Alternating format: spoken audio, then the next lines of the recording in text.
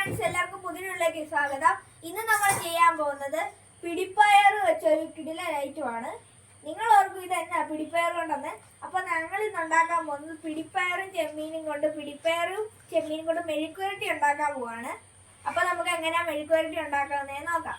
ഈ വീഡിയോ ഇഷ്ടപ്പെട്ടാൽ ലൈക്ക് ചെയ്യുക, ഷെയർ ചെയ്യുക, സബ്സ്ക്രൈബ് കൂടെ ചെയ്യുക, ആ ബെല്ലൈക്കൺ നടത്തുക. നമുക്ക് നേരെ വീഡിയോയിലോട്ട് പോവാം.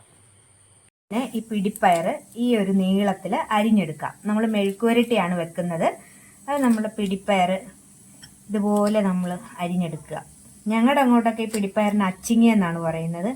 ഈ അച്ചിങ്ങയും ചെമ്മീനും കൂടി വെക്കുന്നത് എനിക്ക് ഭയങ്കര ഇഷ്ടമുള്ളൊരു ടേസ്റ്റാണ്. അപ്പം അതാണ് നിങ്ങളെ ഒന്ന് പരിചയപ്പെടുത്തുന്നത്. ചെമ്മീൻ അല്ലാതെ തന്നെ വെച്ചാൽ നല്ല ടേസ്റ്റാണ്. ഇത് ഈ പയറിൻ്റെ കൂടത്തിൽ വെച്ച് കഴിയുമ്പോൾ അതിനൊരു വേറൊരു വ്യത്യസ്തമായൊരു രുചിയാണ്. അപ്പം നമുക്ക് ആദ്യം ഇതെല്ലാം ഒന്ന് അരിഞ്ഞെടുക്കാം.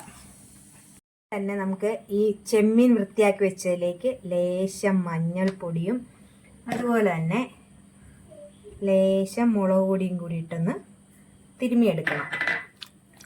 രണ്ടും കൂടി ഒന്ന് തിരുമ്മിയെടുക്കാവേ. ഇങ്ങനെ ചെയ്തില്ലെങ്കിലും കുഴപ്പമില്ല, ഡയറക്റ്റ് അതിലോട്ട് ഇട്ടാൽ മതി. പക്ഷെ ഞാൻ ഇതുപോലെ ഒന്ന് മിക്സ് ചെയ്തതിന് ശേഷമാണ് ചെയ്യുന്നത്. എണ്ണ ചൂടായിട്ടുണ്ട്. നമുക്ക് ആദ്യം തന്നെ കടുക് താളിക്കാം. ഇതിൻ്റെ കൂടത്തിൽ തേങ്ങാക്കൊത്തൊക്കെ വേണമെങ്കിൽ ചേർക്കാം കേട്ടോ, അതും എല്ലാം നല്ല ടേസ്റ്റാണ്. പിന്നെ നമുക്ക് കുറച്ച്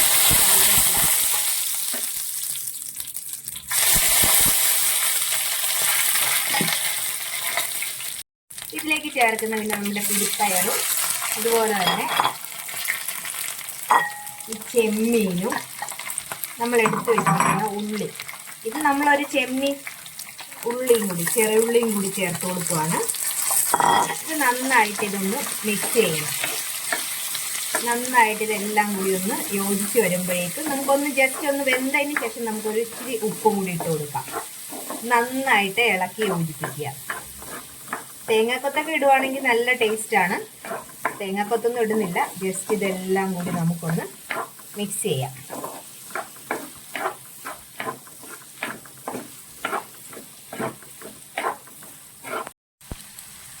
ഇതിലേക്ക് ഉപ്പ് ചേർത്ത് കൊടുക്കാം. പിന്നെ നമ്മൾ ചേർക്കുന്നത് വെച്ചാൽ നമ്മളിത് ക്രഷ് ചെയ്ത് വെച്ചിരിക്കുന്ന മുളക് പൊടി. ഇൻഗ്രീഡിയൻസ് ആദ്യം പറഞ്ഞില്ലായിരുന്നു. അപ്പം നമ്മൾ ഒരു 10-12 ചുവന്നുള്ളിയാണ് എടുത്തത്. അതുപോലെ തന്നെ ഒരു 5-8 ഉണക്കമുളകും കൂടി ചതച്ച് വെച്ചിരിക്കുവാണ്. ഇതെല്ലാം കൂടി നന്നായിട്ട് യോജിപ്പിക്കണം. ഈ ഉണക്കമുളക് വേണമെങ്കിൽ ആദ്യം നമുക്ക് എണ്ണയിലൊന്ന് റോസ്റ്റ് ചെയ്തെടുക്കാം. പക്ഷെ അന്നേരത്തേക്കും ഇതിൻ്റെ ലാസ്റ്റ് വേവ് ആവുമ്പോഴേക്കും അതങ്ങ് കളർ മാറും. അതുകൊണ്ടാണ് ഇപ്പം ഈ സമയത്ത് ഇട്ടത്. നല്ലവണ്ണം ഇത് വെന്ത് വരുമ്പോഴേക്കും ചെമ്മീൻ വെള്ളമൊന്നും ചേർക്കേണ്ട കാര്യമില്ല. നമ്മൾ എണ്ണയിൽ തന്നെ വഴറ്റിയെടുക്കുവാണ്. ഈ ചെമ്മീനിൽ നിന്നൊരു വെള്ളം ഇറങ്ങും. നമുക്കിതൊന്ന് മൂടി വെച്ച് വേവിക്കാം.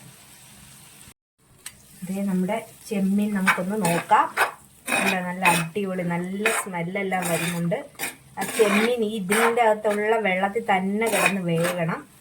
നല്ല ടേസ്റ്റാണ്, നല്ല സ്വാദാണ് ഇങ്ങനെ വെച്ച് കഴിഞ്ഞാൽ. അപ്പം ഇതൊന്നും കൂടി ഒന്ന് ചെമ്മീനൊക്കെ ഒന്ന് നന്നായിട്ടൊന്ന് റോസ്റ്റ് ആയിക്കോട്ടെ. അടിപൊളി ടേസ്റ്റാണ്. നമ്മുടെ ചെമ്മീനും അച്ചിങ്ങയും കൂടിയുള്ള റോസ്റ്റ് ഇവിടെ റെഡി ആയിട്ടുണ്ട്. കണ്ടോ, നല്ലൊരു മെഴുക്കുവരട്ടിയാണ്.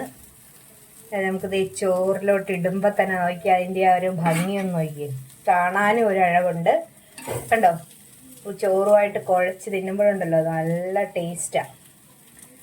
ഒരു ചെമ്മീനും പയറും കണ്ടോ, അതെ അടിപൊളി ടേസ്റ്റാണ്. അപ്പോൾ എല്ലാവരും ഒന്ന് ചെയ്ത് നോക്കണം. അടുത്തൊരു വീഡിയോയുമായി വീണ്ടും കാണും വരെ നന്ദി.